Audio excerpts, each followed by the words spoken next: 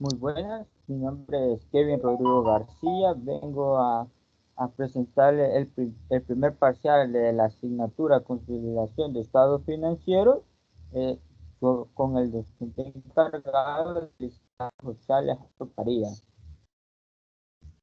Hoy les vamos a hablar con el tema de la MIP 16, arrendamientos. Fue una conferencia mediante por Facebook Live en el año 2020 con la conferencista, la licenciada Diana Vega. Opinión de las conferencistas. Básicamente nos dice que es importante esta ley de arrendamientos, ya que su fecha de inicio en Colombia y que también entra a nivel mundial es en el 1 de enero de 2019. Es importante saber que para cambiar grande de esta norma cambia principalmente la contabilidad de arrendamientos. Es decir, los arrendamientos es el que recibe el arriendo. No es el dueño, sino quien recibe el arriendo, siendo el dueño de quien lo alquila. Con esta norma sabremos cuál es la contabilidad del arrendado y cuál de los arrendatarios, porque con esta NIC 16 la contabilidad de arrendado, o sea, el dueño del activo que se arrienda a un tercero no cambia, es igual a como se maneja en la NIC 17, mientras que en la contabilidad de arrendamiento, que es en lo que recibe el activo, un arrendado es quien tiene el cambio sustancial de esta norma, por lo cual podemos decir que tiene que hacer un arrendatario cuando recibe un activo en arriendo. Es que tiene por generar un activo por derecho de uso contra un pasivo por el arrendamiento. Entonces se puede decir que este fue uno de los cambios que presentaba esta NIC. Como normativa, tenemos que la ley del 2009 señala que las normas internacionales de información financiera son un sistema compuesto por principios, conceptos, normas técnicas, interpretaciones y guías que permiten identificar, medir, clasificar, reconocer, interpretar, analizar, evaluar e informar las operaciones económicas de un ente. Es decir, este tiene que ser presentada de forma clara, completa y relevante. La norma nos dice que los estados financieros tienen que ser relevantes y que son relevantes cuando influyen en las decisiones que toman los usuarios de la información financiera, ya que para ellos es que se establecen o construimos los estados financieros con sus respectivas notas. Estas deberían de ser fiables, ya que la fiabilidad va en relación con los estados financieros. Deben de presentar los hechos económicos en forma transparente, sin errores, sin maquillaje. Deben de ser estados financieros que estén libres de error, ya que con ellos mostraremos lo que realmente presentan, que muestran realmente la situación financiera de una compañía, empresa o ente, con el cual mediremos los rendimientos y los flujos de efectivo, que estos serán comparables año tras año. Podemos decir que en este punto el decreto único reglamento 2420 del 14 de diciembre de 2015, modificado por el decreto 2496 del 23 de diciembre de 2015, genera un gran cambio que tuvo en la NIC PYME. El 2131 del 22 de diciembre de 2016 se introdujo la NIC 9, instrumentos financieros, y la NIC 15.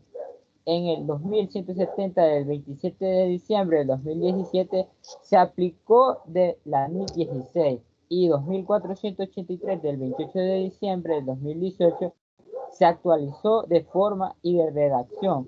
Este reglamento mediante la ley 1314 del 2009, en la cual se regulan los principios y las normas de contabilidad e información financiera, esta es aceptada en Colombia.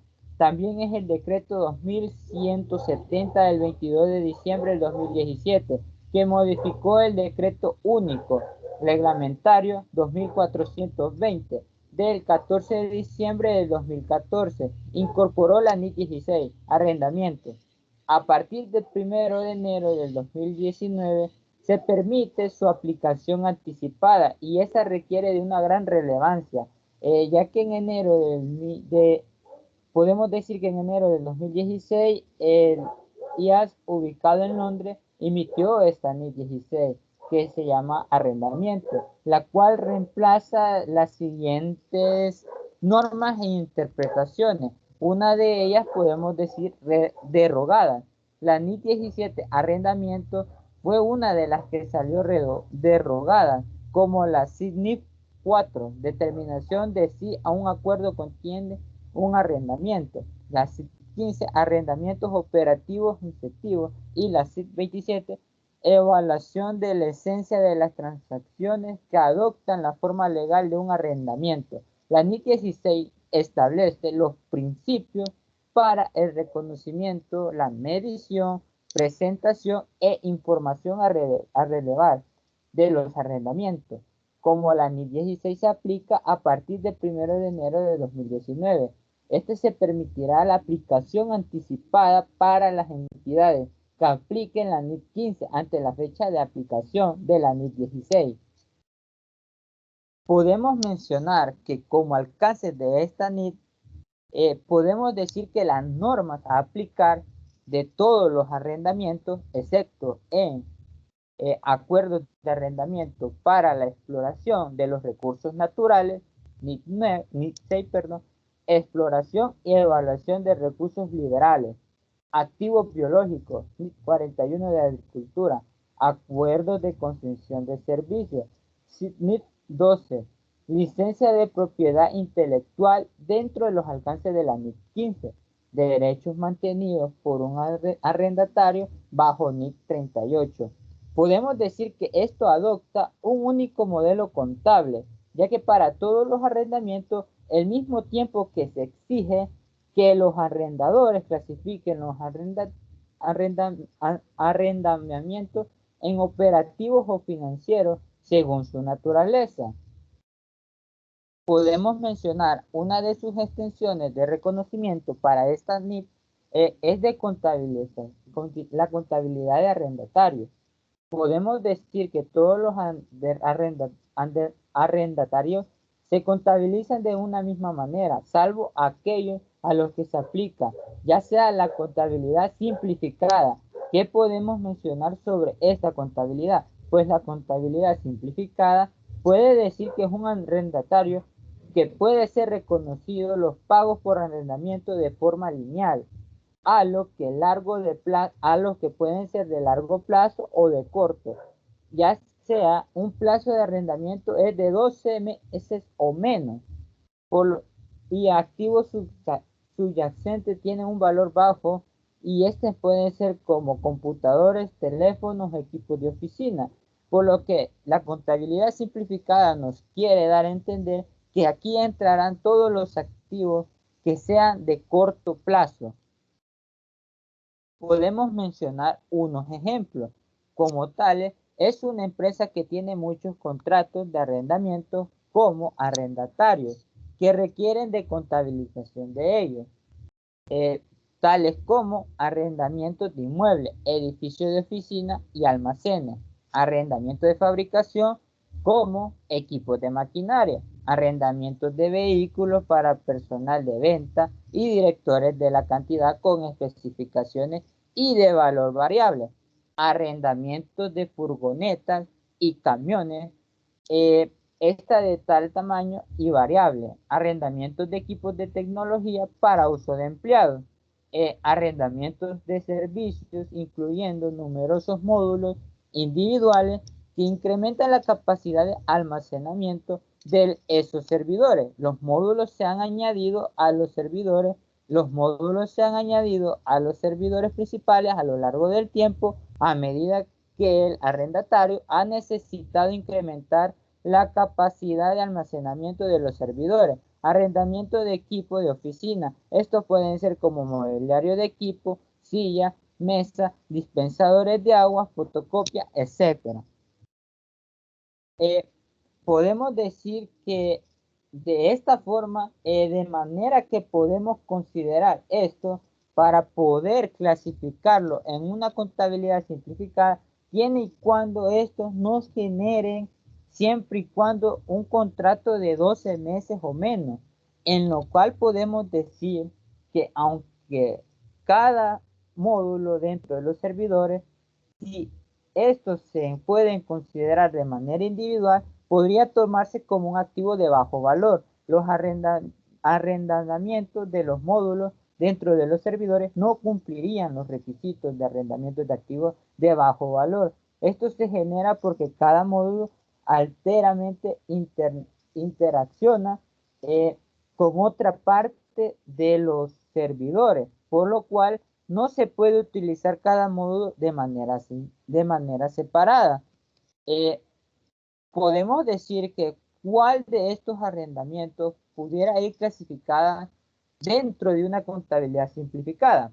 Eh, podemos decir que por lo cual o por lo que según nos dice la norma, debemos de tomar los activos de bajo valor para contabilizarlo de manera simplificada.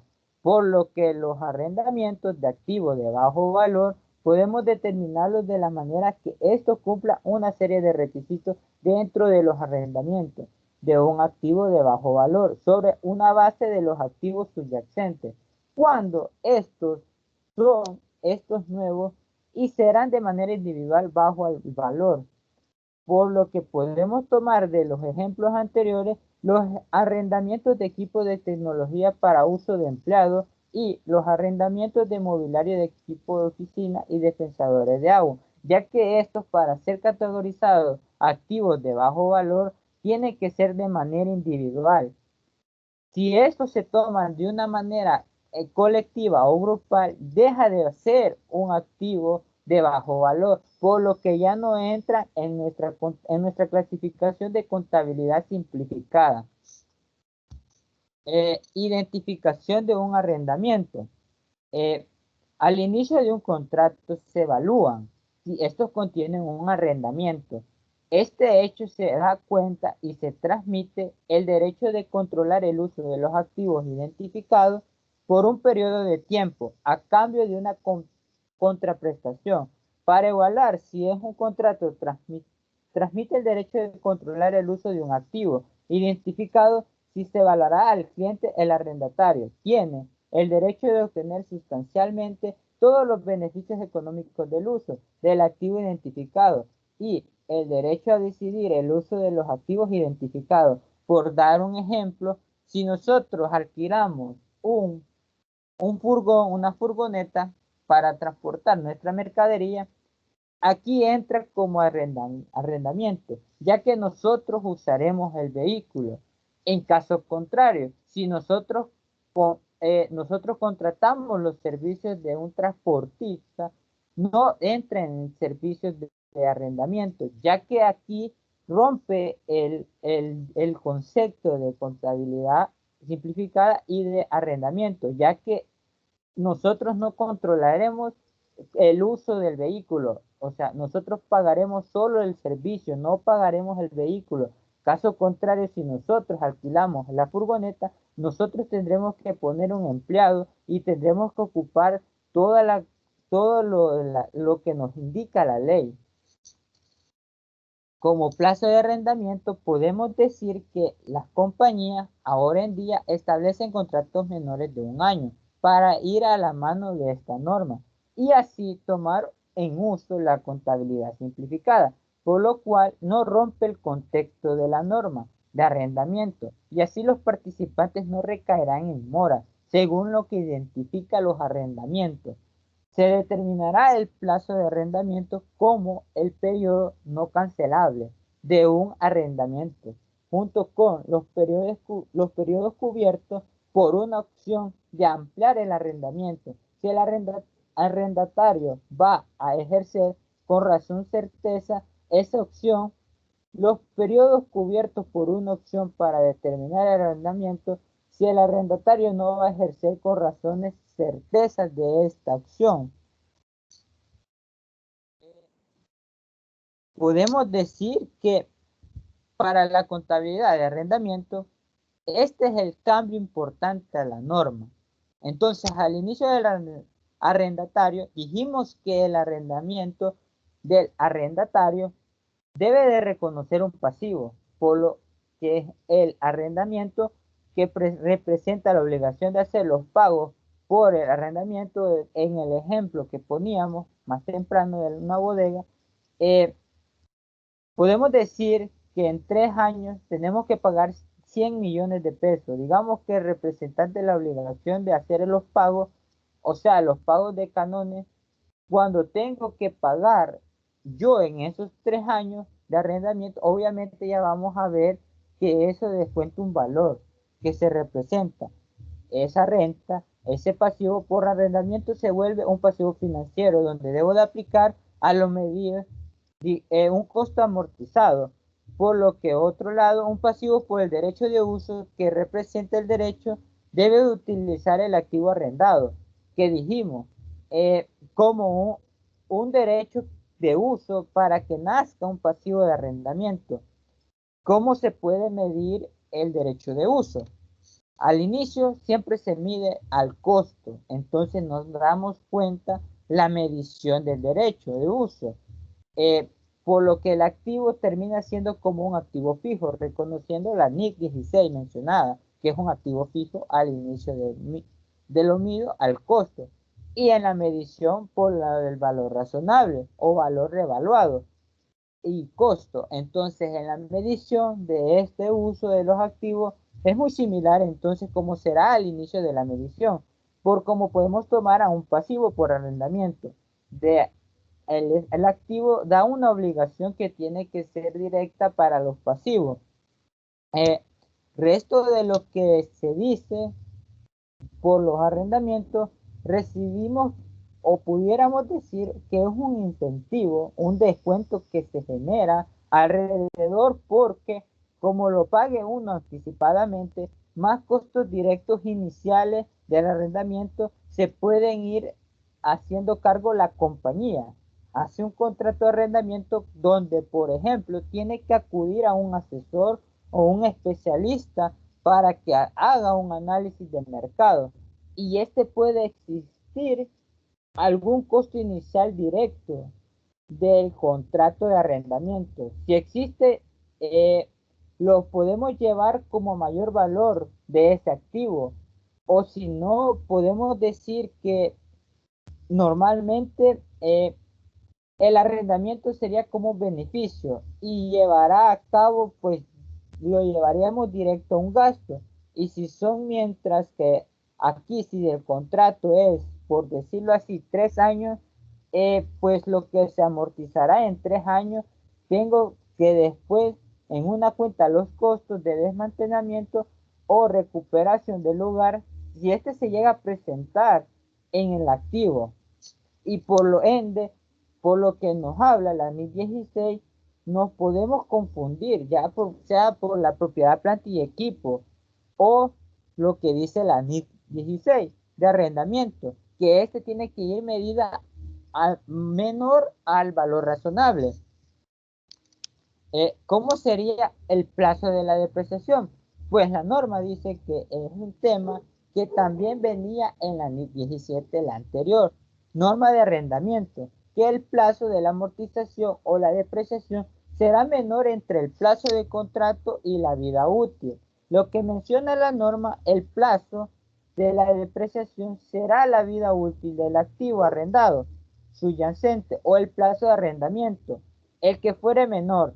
Si la titularidad del activo arrendado se transfiere al final del plazo, el plazo de arrendamiento siempre será la vida útil. Ahora entraremos a cómo se debe de calcular el pasivo por arrendamiento. El pasivo por arrendamiento nace de los cánones de arrendamiento, de la obligación que genera el contrato de arrendamiento. Entonces, el pasivo por el arrendamiento se mide al inicio al valor presente de los pagos futuros por arrendamiento. La norma dice que se descuenta la tasa de interés implícita del arrendamiento, que no siempre es fácil de determinar, o a la tasa incremental por préstamos de arrendamiento y se descontará con costos amortizados, que lo que determinará es la oportunidad del dinero en el tiempo. Por lo que podemos decir que es importante tener en cuenta que si no se puede determinar una tasa implícita en el arrendamiento, como lo indica la norma, la tasa incremental de préstamo del arrendatario sería la que la compañía tuviera que salir a tomar como un préstamo. Entonces este pasivo se vuelve un pasivo financiero, como una obligación, ir haciendo pagos sobre el principal e interés. Entonces podemos decir que es en cuenta los pagos fijos, que serán los cánones de arrendamiento, que estos se tendrán que pagar cada vez más adelante. ¿Cómo se puede generar pagos variables? Cuando las compañías tienen un factor atado al pago del arrendamiento, las garantías de valor residual tengo que tener en cuenta, por ejemplo, si la empresa se va a quedar al final con el activo fijo, con el activo arrendado, o si la empresa lo dio una garantía sobre el valor residual. El valor residual es un valor, es un activo, es el valor en el que se espera vender al final de su vida útil, y cuando se expone ya no dará más beneficios económicos. Además, hay que tener en cuenta que el valor residual es la estimación que se tiene de tener como un mercado, y es la que uno técnicamente cree que va a perder sobre el activo. Eh, Podemos decir que para los pagos, normalmente la variabilidad es la que pueden generar que el pasivo financiero, eh, por la norma, el pasivo por arrendamiento nace por primera medición, y es decir, que esta medición iría al inicio y el activo también nace mediante el pasivo. ¿Y cómo se mueve el pasivo? El pasivo aumenta debido al interés de la tasa constante, eh, que va generando al costo amortizado y disminuye para reflejar los pagos realizados. Obviamente cada canon de arrendamiento que se está pagando se va disminuyendo y se mide nuevamente para reflejar cambios en los pagos por arrendamiento y las modificaciones del arrendamiento que estos lleguen a generar arrendatarios. Separado ya por la norma, los canones por arrendamiento sube anualmente por medio de esto quiere decir que cada año se debe actualizar la medición del pasivo por arrendamiento de acuerdo al IPC o al incremento que genere. Es decir, que se tiene que volver a medir el arrendamiento. El pago por arrendamiento que genera también una nueva medición en el activo. Aquí la norma dice que para las modificaciones que se llegan a generar, eh, este puede ser por un arrendamiento separado, y como un arrendamiento presentará los estados de situación financiera o en las notas explicativas, los pasivos por arrendamiento deberán de ir separados tras otros pasivos, ya sea en los pasivos financieros o de otros pasivos no financieros. En el estado de resultado integral se presentará el gasto por los intereses que se genere al descontarlo por el valor presente. ¿Qué se debe de revelar? Bueno, se deberá de revelar información sobre los arrendamientos, incluidos los activos, los pasivos, la depreciación de los activos, por lo general, de uso los gastos por intereses de los pasivos, por arrendamiento, los gastos relacionados con el arrendamiento a corto plazo y a bajo valor, los que contabiliza la contabilidad simplificada, y los gastos por arrendamiento por pagos variables. En relación con la contabilidad del arrendador, esta no cambia. El arrendador, que es el dueño del activo, debe de hacer el mismo tratamiento que se menciona en la NIC 17, es decir, tiene que clasificar el arrendamiento en operativo o en financiero. Recordamos que el arrendamiento financiero es aquel que se transfiere sustancialmente todos los riesgos y ventajas inherentes de la propiedad del activo subyacente, y los demás que se representan serán operativos. También la norma nos habla sobre unos indicadores que estos pueden generar dentro de un arrendamiento financiero. La transferencia de la propiedad del activo, al finalizar el plazo, lo vuelve financiero. El arrendatario tiene la opción de comprar el activo otra opción de compra de baja. Y así este se vuelve financiero. El plazo de los arrendamientos cubre la mayor parte de la vida útil. Podemos decir que al inicio de el arrendamiento, el valor presente de los pagos mínimos será por el arrendamiento. Es prácticamente la totalidad del valor razonable. Y podemos decir que la empresa vía canon de arrendamiento paga prácticamente la totalidad del valor del activo. Y este valor razonable se vuelve arrendamiento financiero. Y cuando el activo son de naturaleza especificada, básicamente la contabilidad de los arrendadores toma un reconocimiento y la mide de los arrendamientos financieros. Estos son reconocidos en los estados de situación financiera, los activos que mantengan arrendamiento y los que presentarán como una cuenta por cobrar. Si este es reconocido y pasa por su medición, los arrendamientos operativos, podemos decir que el arrendador seguirá manejando el activo como un activo propio, es decir, lo podrá depreciar, deteriorar de todas las formas que él pueda, dando un tratamiento de un activo fijo y llevará un ingreso por los canones de arrendamiento que éste pueda recibir por el activo. Eh, una manera de transición, podemos decir que un arrendatario aplicará la NIC de sus arrendamientos de forma retroactiva a un periodo sobre el que informa anteriormente la NIC 8, retroactivamente con el efecto acumulado de la aplicación inicial de la norma. Este reconocerá una fecha en la que se aplicará la iniciación. Como elementos claves, podemos decir que de acuerdo con la NIC 17, los arrendatarios deben de hacer una distinción entre arrendamientos financieros reconocidos en el balance general y los arrendamientos operativos, que estos estarán reconocidos fuera del balance general. Según como lo indica la NIC 16, requiere ahora que los arrendatarios reconozcan un pasivo que refleje los pagos futuros de arrendamiento y el derecho de uso del activo sobre casi todos los contratos de arrendamiento. ¿Y por qué es esto importante? Pues según como nos dice la NIC 16, muy probablemente tendrá un gran impacto significativo dentro de los estados de situación financiera de un número importante de arrendatarios.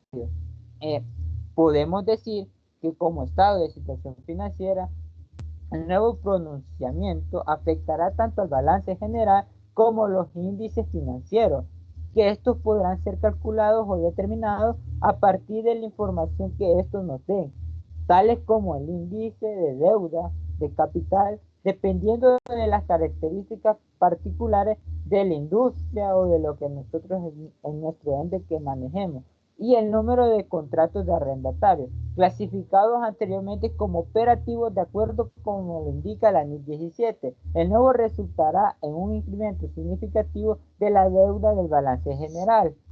Como estado de resultado integral, podemos decir que los arrendatarios deberán presentar el gasto de interés sobre el pasivo por arrendamiento y el gasto por depreciación del activo, con derecho a uso de estado de resultado. Esto comparativa con la NIC 17. Esto se cambiará no solo la distribución de gastos en los estados financieros, sino el valor total de gastos reconocidos en cada periodo del contrato de arrendamiento. Como flujo de efectivo, podemos decir que el nuevo pronunciamiento también cambiará dentro de los estados de flujo de efectivo, debido a que los pagos de arrendamiento, que estos se relacionen con otros contratos que ya habían sido clasificados previamente como arrendamientos operativos, ya no se presentarán en una forma total como actividades operacionales dentro de los estados de flujo de efectivo.